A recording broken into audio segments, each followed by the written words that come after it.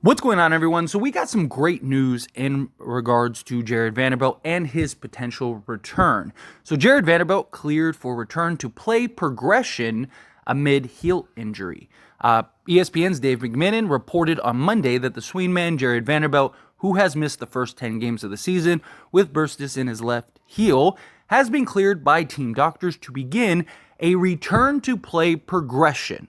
Okay, that's the key, a return to play progression. So this doesn't mean that Jarred Vanderbilt will be back for the Memphis game or anything like that, right? What this means is that Jarred Vanderbilt has basically been cleared to start ramping up for a potential return. Still gotta, get the feel out there, get his legs under him, do a couple of practices, maybe do some scrimmaging, things on that regard, get some shots up. So we don't have an actual return date or a potential for his return. I was also put in the report that we will get updates as they are provided. So hopefully he returns sooner rather than later, right? Because I've talked about this before. The Lakers could really use him badly. Just his athleticism, obviously his defense. You're talking about one of, if not the best perimeter on-ball defenders in the entire league. His versatility to defend guards all the way to forwards is massive. And even in some spots, be able to defend some centers. Obviously, you don't want him on a Jokic or anything like that regularly, but we have seen him end up getting switched and be able to hold his own. So that defensive versatility, that size, his rebounding, right? This is a guy that gives you, 7 rebounds a game. Lakers could use that desperately. And then the different various lineups that you can get with a Jarred Vanderbilt out there, right? Imagine him with Cam Reddish out on the perimeter. You could even do a really big lineup, right? With LeBron James kind of running the point, have Taurean Prince at the 1, so to speak, just for position's sake. And then a Cam Reddish at the 2, Jarred Vanderbilt at the 3, LeBron at the 4, and AD at the 5. Now you got this just giant lineup out there that's all able to switch basically 1 through 5, and you could just put various guys everywhere. I mean, it's just be ridiculous, right? And that's where Jarred Vanderbilt really thrives, and that's where we miss him. Just his energy also, right?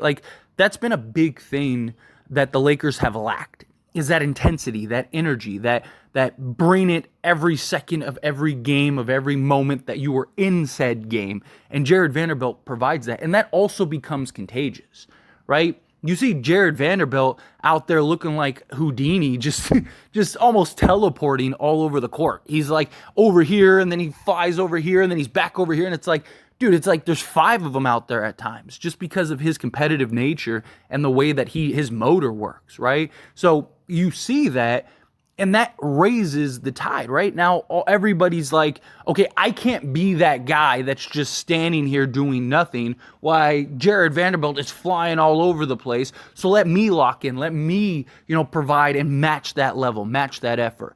A lot of things in sports, and especially basketball, is extremely contagious. I've talked about shooting. We saw in that Suns game, right? One shot falls, and then another, and then another, and then another, and then another, and you're like, what is going on here, right? And it's because of just teams and these competitors all seeing each other just raises that competition.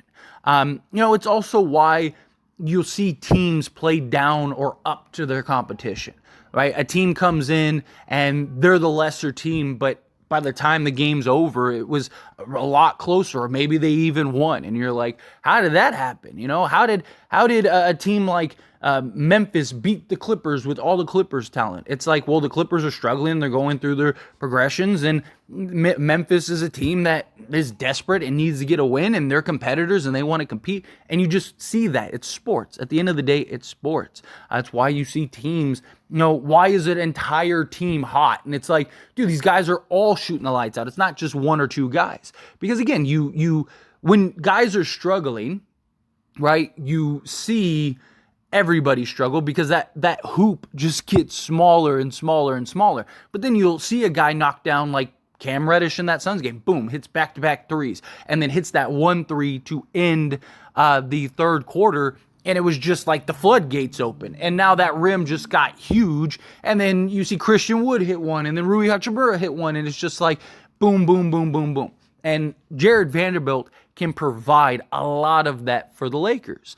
The Lakers, we have seen the capability of this team and what this team can do, right? We have seen a team, especially in that Suns game, which I think is the best example of that fourth quarter, where everyone was locked in, everyone was focused, right? Guys start hitting shots, and you saw the energy level just raise up, right? We're getting second chance points. We're getting offensive boards.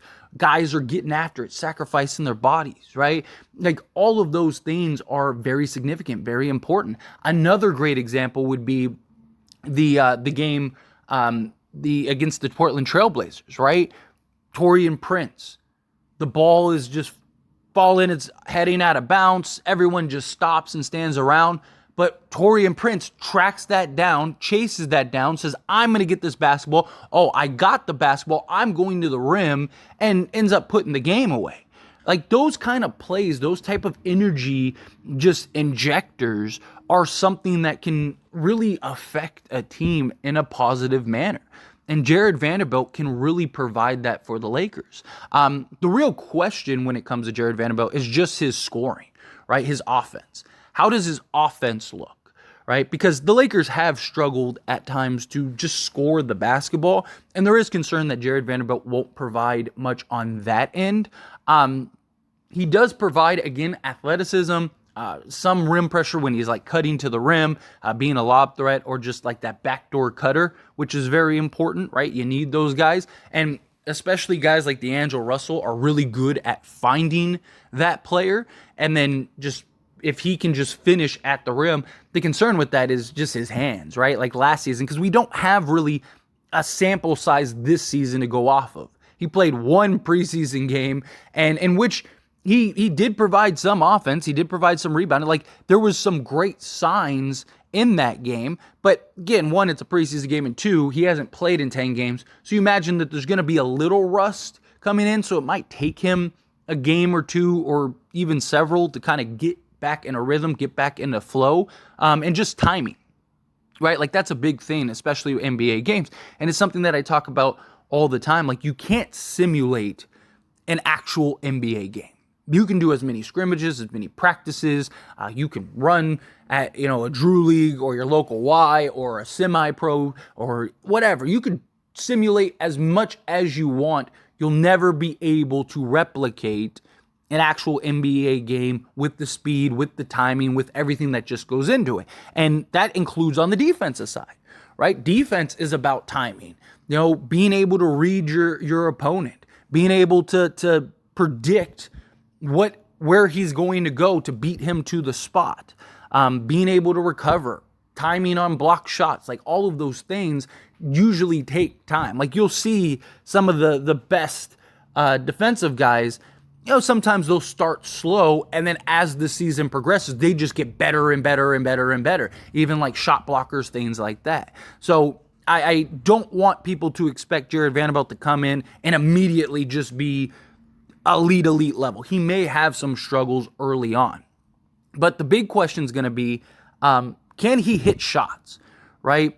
If he's around, 36% this season, I don't know how you can take him off the court. Like, literally. I mean, his level of defense, and then if he can hit just a consistent three-point shot to where he becomes a threat and teams have to respect it, then, I mean, that's just huge for the Lakers. The problem is, and what we saw, and like especially in like that Denver series, is our offense, when it gets stagnant and there are struggles to score, it makes it hard to play Jarred Vanderbilt if he is shooting, 30% from three, even in the corner. Because teams just sag off of him, pack the paint, and then if the shot's not falling for everybody, well, now it just becomes that much harder to score. And it's like, well, do we keep Jarred Vanderbilt in the game? Yes, we need his defense badly, but we also need to be able to score the basketball. So let's get somebody in that can score the basketball, right? And that's where the depth and versatility comes in with this roster, right? Say you got Jarred Vanderbilt, say you have a lineup out there, which is the 5 from the Western Conference team, right? I still like the idea of Austin Reeves coming off the bench, but let's just, for a moment, let's say it's D'Lo, Reeves, Vando, LeBron, and AD, right? Well, the beauty of this Lakers roster is like, okay, Vando doesn't have it, right? He's not helping us on the offensive side. What do we do? Well, now it's like, okay, well, we could go with a Taurean Prince, not get the elite level defense, but still get some good defense, and hopefully he can be that scoring spark, hit some threes, kind of change the tide here. A Cam Reddish, a Rui Hachimura, guys like that, which I think is a testament to just this Lakers roster. But if he is able to knock it down, again, at an efficient clip, even just like league average, which is around like 35, 36%. If he can do that, then the Lakers are going to be terrifying, right? Because now you have to respect his three. Otherwise, he's going to light you up. And we've seen games where that has happened, right? Like that one Memphis game in the playoffs where he hit like 3 out of 4 or something like that, whatever it was, right? Those, if he can have more of those and those become more regular than otherwise, then that'll help the Lakers so much because now you can keep him on the court. Yes, he's not 40%, but you don't necessarily need him to be because he is so good defensively. And he impacts the game in so many other ways that you don't necessarily need him to be just complete lights out shooting. And the games that he is, where he is hot and he just does have that feel, then that's just even better for the Lakers. And now the Lakers are in a better position. But again, I just want to clarify and make sure people understand that, like, hey, he's not coming back yet. This is great news, don't get me wrong, but we don't have an official return. Maybe he does return for tomorrow's game. I highly doubt it, but no, it could be tomorrow's game. It could be 10 games from now, right? It could be in December for all we know. Who knows when he's going to actually return? That will depend on just his ramp up and how he feels, how he looks. Look at it as kind of like a day-to-day thing, right? I don't think we'll necessarily get day-to-day updates, but that's kind of what it'll be. They'll probably give it a week or so to kind of let him fill it out and kind of get in the rhythm. And then if he ends up, getting in a groove and feeling good, then I think that we'll see that inevitable return. And hopefully we start getting everybody back. Hopefully Gabe Vincent is next. And, he can kind of get back to form. And then all of a sudden, like, the Lakers are running off to the races. That'd be beautiful, right? Because that's been a big hindrance for the Lakers is just their injuries, right? How does this team look? How do we truly judge this team when, it's tough, right?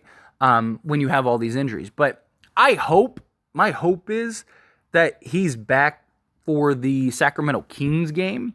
I don't think that'll happen because that's still, 2 days away. And it's coming off a back-to-back, if I'm not mistaken. So I don't think that would happen, but it would be nice because De'Aaron Fox is supposed to be back for that game.